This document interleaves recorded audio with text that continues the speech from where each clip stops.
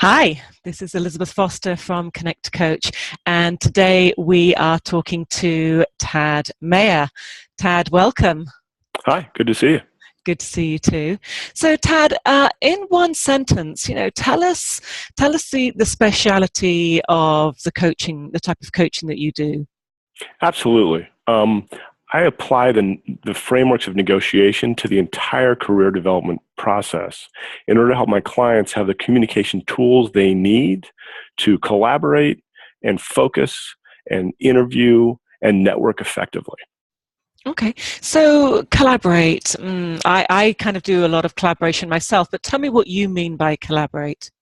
So, I think I mean what a lot of people mean, which is to work together with other people.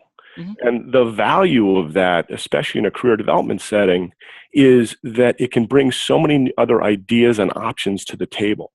So, for instance, let's say you're trying to figure out what you want to do professionally. You can struggle alone, staring at the wall, trying to figure out what that answer is.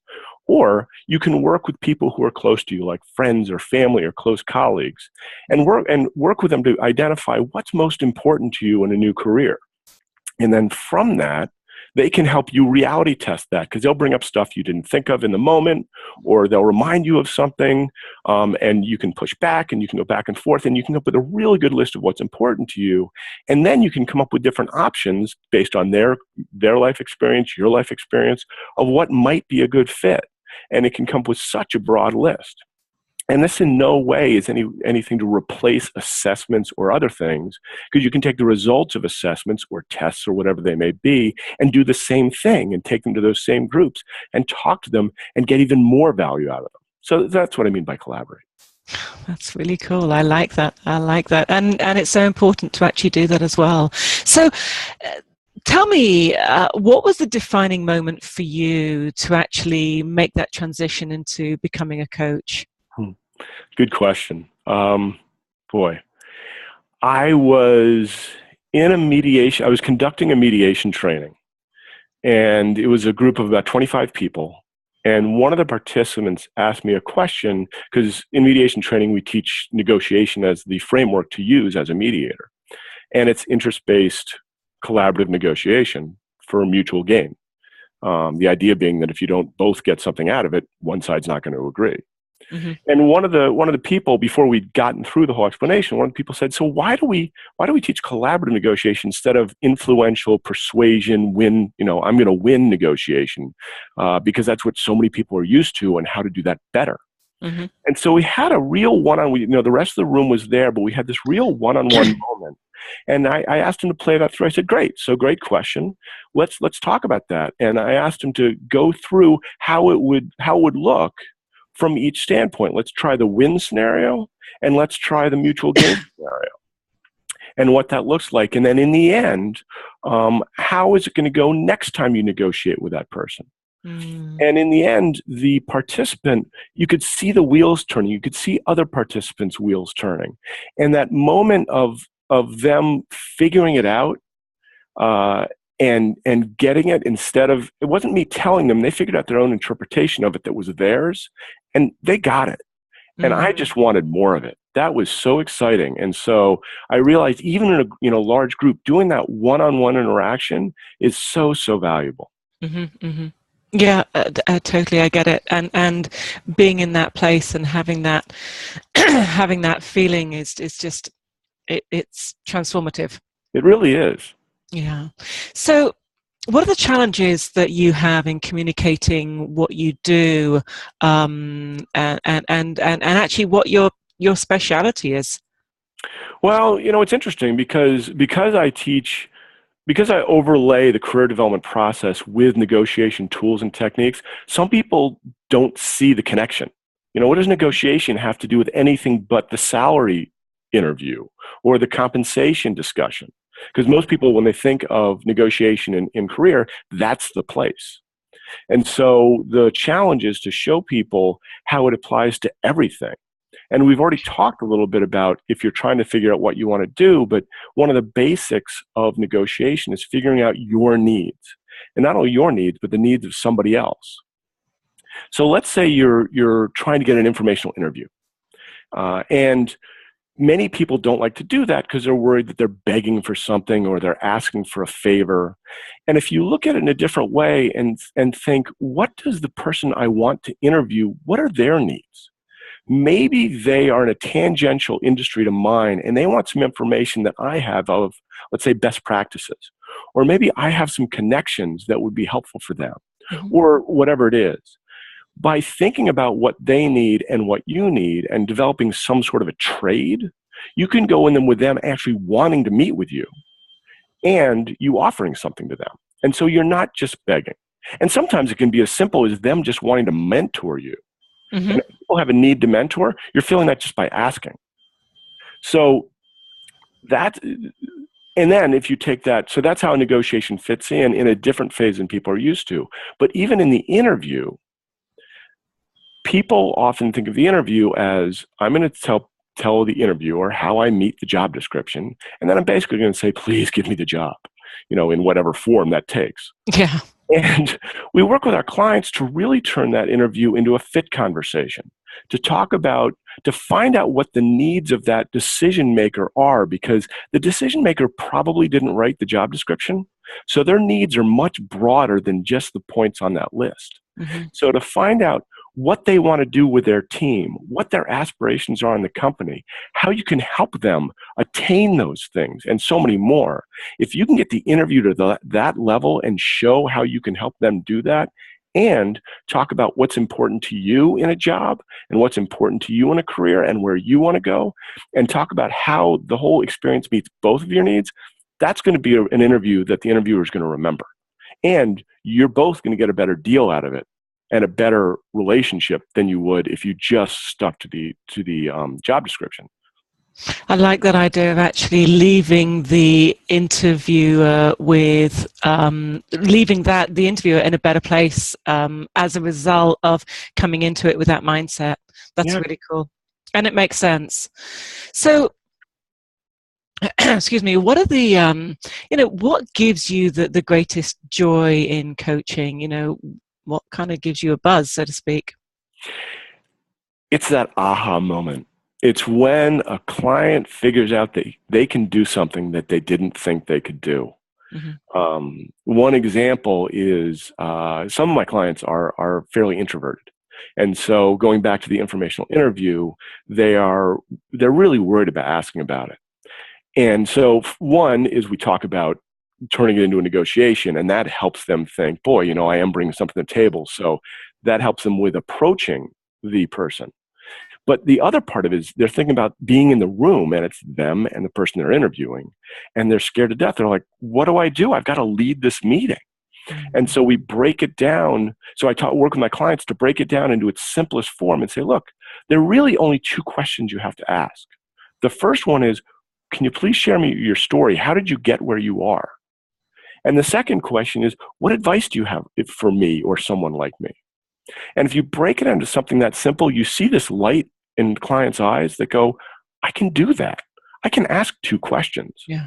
And sure, it can get more complicated and you can make it, you can have follow-up questions and other things. But to break it down and have someone go from really worried to, yeah, I got this, is really exciting. I like that. That's kind of cool. And again, you put it in a very simple way, and it makes it very easy for the client to really work with you. Yeah, exactly. So let's, just step outside Tad as the coach right now. Let's talk about, what do you do outside of work to actually balance your life? I mean, balance is very important in everyone's life. So, but what do you do? I mean, what are your passions? Great question. It's funny. I'm actually rowing crew for the first time since college.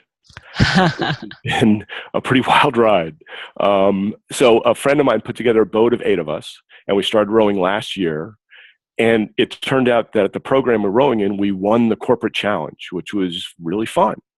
And then this year in June, we got to defend the cup, and we won again against more boats.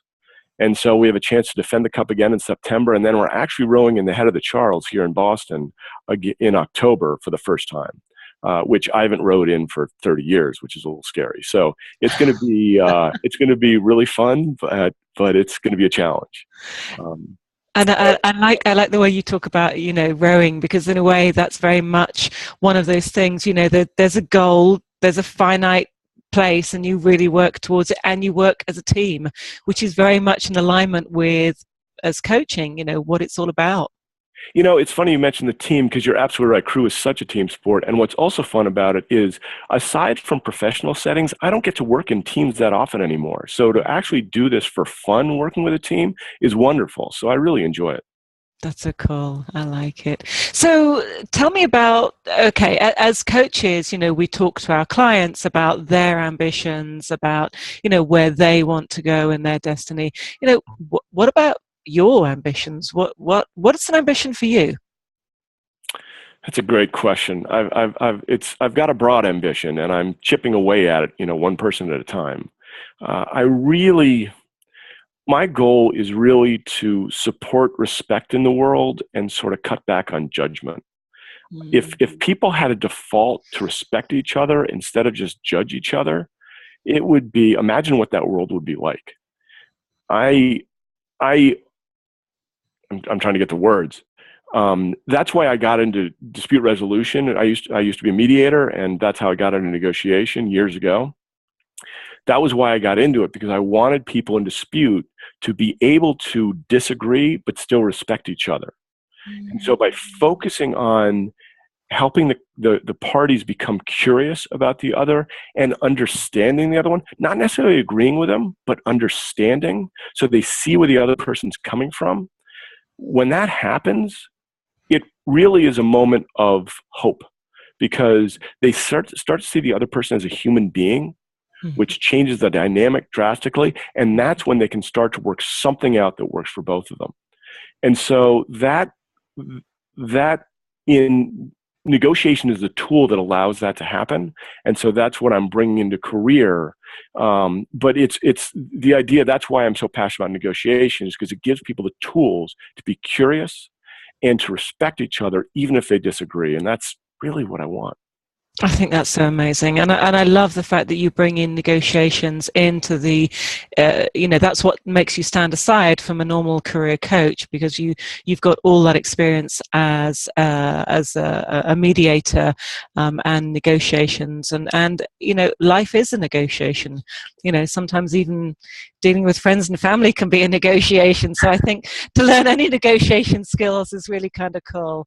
I think that's a really important point, because many people think negotiation is when two companies merge or when Congress comes up with a law. And negotiation is, as you're saying, it's life. It's every day. It's trying to figure out where to go to dinner. It's trying to figure out who should be on the project team. It's trying to figure out what the deadline should be. We negotiate multiple times a day. And if people already have a lot of those skills. And so they've already got most of the skills they need. It just, some people need to be facilitated to really harness them and use them well in their career. Yeah, that makes sense. And yeah, it is day-to-day life. So, okay, as a human being than myself, that I have people that I aspire to, and they're very important in my life.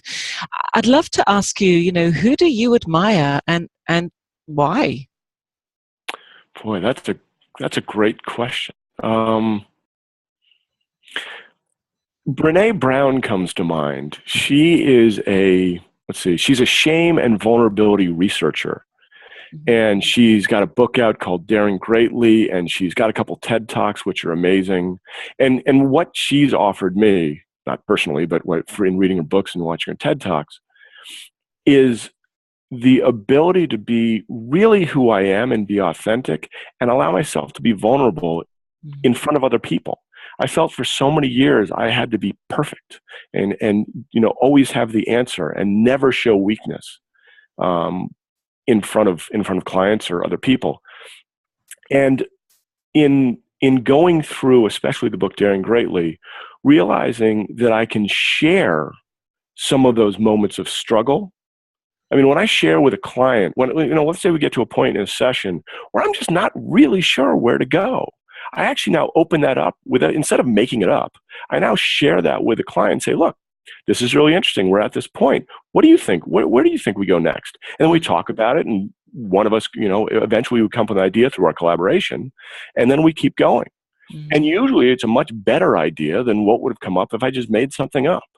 And so being able to harness my vulnerability and use it as an asset Yeah. is life-changing. It has really changed how much I enjoy my professional life and really how much I enjoy working with other people. So she's really been inspirational to me. Yeah, Brené Brown is really, she is an inspirational woman, that's for sure, and has done a lot in the work that she's done to actually make huge changes in the world. So, talking about changes in the world, what would you like to change in the world? That's a good question. Let's see.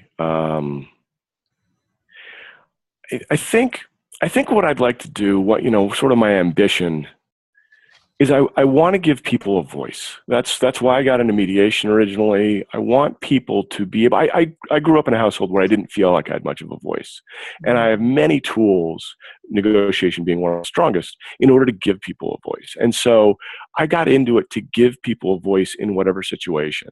And if you take that to giving yourself a voice in your career, what that really means is instead of people haphazardly jumping from one opportunity to another, it's allowing them to, or empowering them to realize that they can make a goal of where they really want to go, and then create a path to get there. A friend of mine, his family had a fine china business. And so he joined the business. There was a fair amount of pressure on that. And he enjoyed parts of the business, but over time really realized it wasn't a good fit. And so he didn't have a voice in his career. And it wasn't until much later that he figured out that he really wanted to work directly with people and help people. And he's the director of a shelter and loves it. It's really it's perfect. And it's so different than what he's doing, but he's got complete ownership of his career now. And it's just exciting. There's so many stories like that. And just to see how more fulfilled people can be if they go where they want to go instead of leapfrogging from one thing to the other and then ending up in this place where they're unsatisfied. Yeah, I love that. Thank you for sharing that. And it's true, a coach is really, their job is to just support that transformation in the clients, and it's powerful. So talking of clients, what kind of clients have you worked with, and what have they been able to accomplish?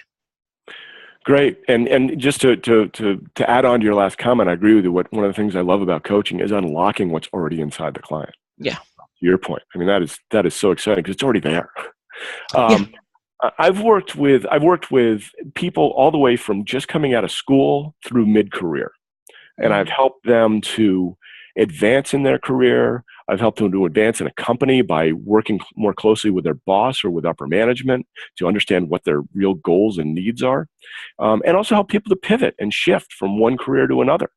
Let's see, we've helped people move from biomedical to travel. We've helped people move from transportation to technology. We've helped people move from sales to logistics, and so many other ways. One example is that I worked with a client. He was in sales, and he had joined a company that a lot of his friends joined, and really realized after a couple years or a few years that it just wasn't the right place. It wasn't where he wanted to continue, but he wasn't sure what he wanted to do. So as we talked about before, I had him we talked together about what was important to him and professionally and what he wanted to do. And then I had him go talk to friends and family and close colleagues about that. And he went through, there's a bug in here. He went through the reality testing of that and came up with a really good picture of what he wanted to do.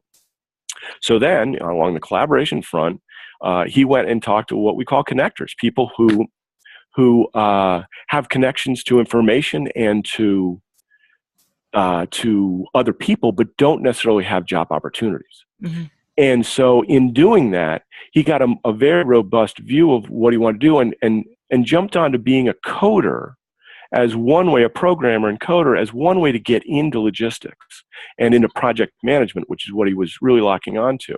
So then he took a test drive in coding. He took some online classes. He met a lot of people who were doing it. He actually started doing projects for people to try it and to get his feet wet, and realized it wasn't really what he wanted to do. So he found out through that process of exploration that he wanted to be the person between the technology people and the business people.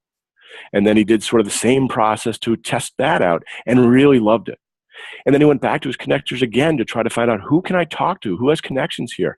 And one of the connectors he talked to before actually now saw that he tested the water, that he really had a commitment to logistics and project management, and only at that point offered him connection to a decision maker and a hiring process where my client was hired and negotiated a really good compensation package. Mm-hmm. So it was a great example of someone really changing fields completely and doing it in a collaborative way.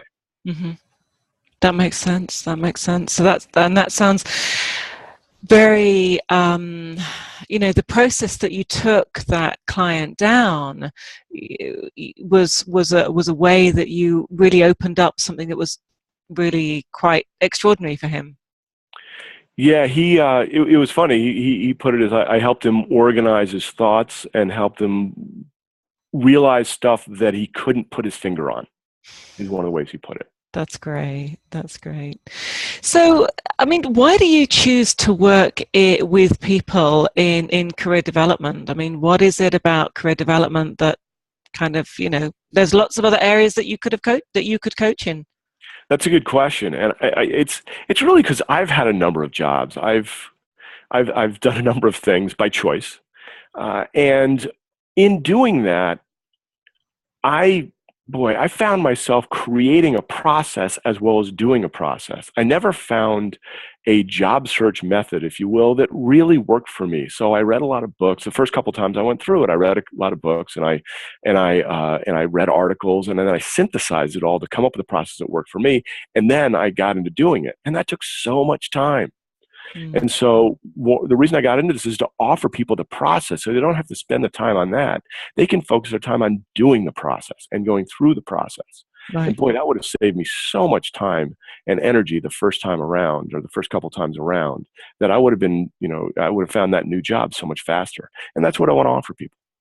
So it's almost like through the experiences that you've had that took you a lot longer, you're now supporting people that might be in that exact experience that you were in to actually get there a lot faster than they might have done without a coach. Absolutely. I think that's what makes me passionate about it, because I've been there. I've been in those shoes of being unsatisfied or trying something new or advancing in a career or advancing in a company. I've been through all that. And so I know what it can be like.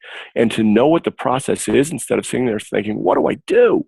Is so it's the difference between being stuck or doing something. Yeah. So, how do you let people know about, because your approach is a little bit different. So how do you actually let people know about the approach to career development that you have? Great. A lot of ways that people typically do. I'm doing a lot of marketing and other things, but the most exciting part is that with two colleagues, we've actually just finished writing a book. Which is great, and it's due out in 2017. The working title is "End the Job Hunt." After the publishers are done with it, we're not sure what the title is.